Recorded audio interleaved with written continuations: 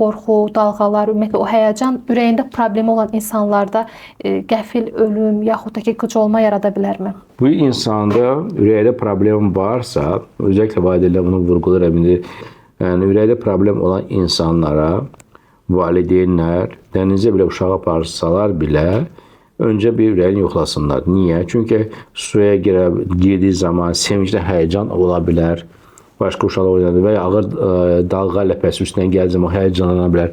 O xırda cılız bir aritmiya dediyimiz və ya döyüntü pozğunluğu qıcıqlanıb başqa bir problem də törədib.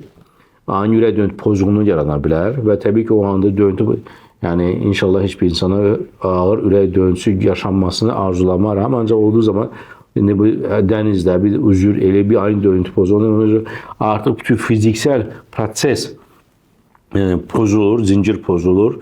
Yəni qıcılma da ola bilər və ya heç bir şey ürək döyüntüsündən də çaşıb neynəcə bilməsə də belə xoş olmayan fəsadlarla qarşı-qarşıya qalına bilər.